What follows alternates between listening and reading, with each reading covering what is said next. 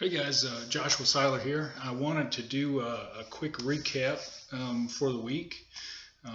Obviously, as you guys know, we are into the communications part of Chapter 8 and Chapter 9, so the verbal and the nonverbal communications. And these are these are very interesting to me. I guess coming from, I guess my work background being a district manager or a territory manager for a retail company, uh, and basically our company was in sales.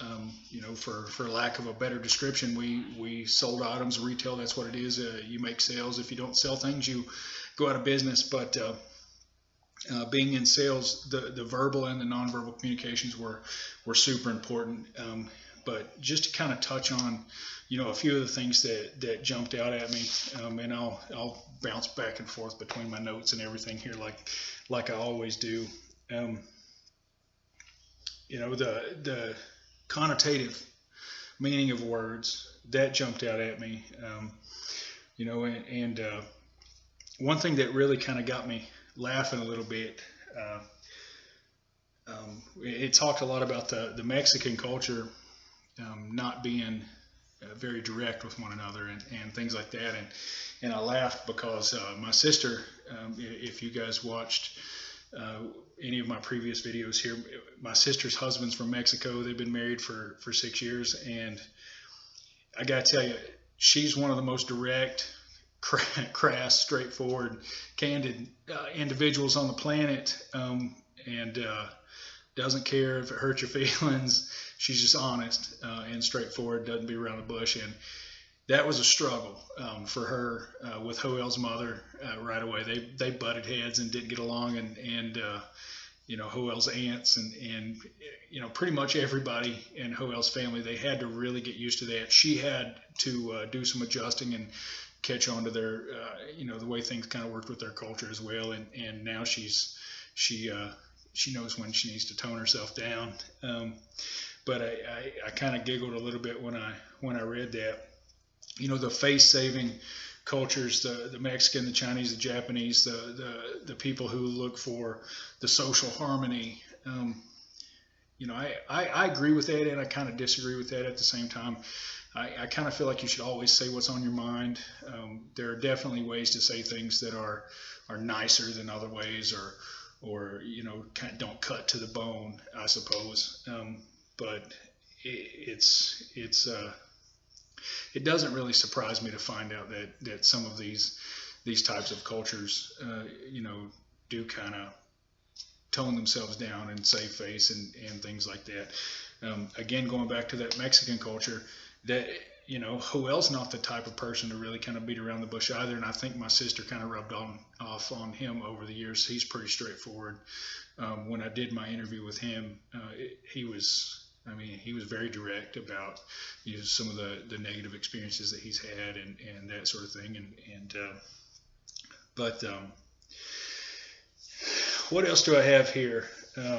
I thought it was pretty cool that the Arab cultures decide, what language they're going to speak based on what language their mother spoke. You speak Arabic if your mother spoke Arabic. I thought that was pretty neat as well.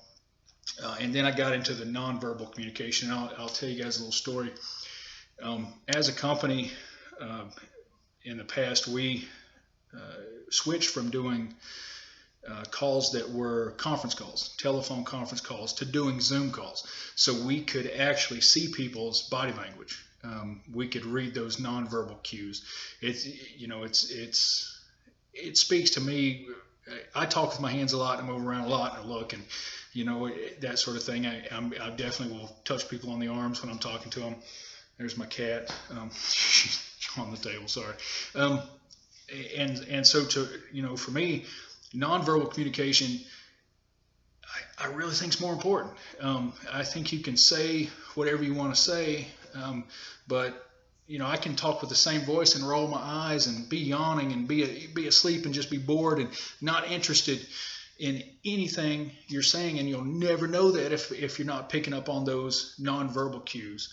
And so we switched as a company. We wanted to see heads nodding We wanted to see, that people had an understanding of things that we were explaining, what we were talking about. The posture, the gestures, the facial expressions, or honestly just the silence. And those were things that the book definitely pointed out, for sure. That the nonverbal cues to me are far more important, for sure. I can pick up on, if someone's interested in talking to me in just a short few seconds. And I think most of us can, that have spent any time around human beings for any point in time. We can pick up on if the person's genuine, if they actually care about speaking to you, talking to you, and that sort of thing. So on page 304, the book said that skin color has the greatest impact on perception. I disagree with that. That's, for me, the very next thing in the book, I think, has a bigger impact than actual skin color, and that's attire.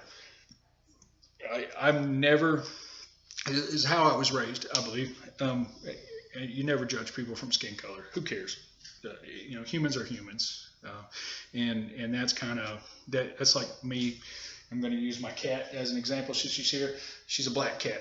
And for me to say she's bad luck because she's a black cat, it's just not fair to her, because she's never been, bad luck to me, for sure. But skin color being the number one, having the biggest impact on a human's perception of another human, I disagree.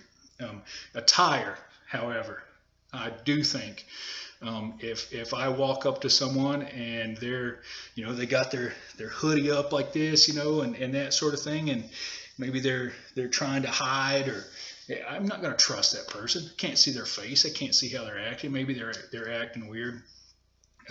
If they're dressed in a KKK Klan suit, I'm gonna just assume they're a crappy human. Just based on the attire that they wear. That's, to me, we learn that the suit doesn't make the man, but I promise you, if people are dressed nice, we're going to trust that person more than somebody who's, dressed as like a homeless person. It's just, I think that more assumptions are made based on attire, how a person is dressed, or what they have on. Obviously, religious garb is going to fall into that, unfortunately, but it is what it is. And so that's just kind of what I thought of. And then I kind of got a kick out of at the end there too. I never thought of furniture placements or where you sit as a type of communication until I read it, and then it made absolute sense to me. And the story that came to my mind was King Arthur and the Knights of the Round Table. There was no head of the table. Everyone was equal. And that's what made the most sense to me. If you're sitting somewhere where there's a head of the table, that person's the most important person in the room. So that made sense after I read that. But, all in all, these two chapters, probably my favorite one so far, because I really can, I've got a lot of personal experience with both. I think we all do. Have a lot of personal experience with both, but these two, I love people, so these two, being able to communicate both verbally and then obviously non-verbally, is very important. I apologize again for a super long video. I know you guys are going to get tired of these 9-minute videos, but all right, thanks so much.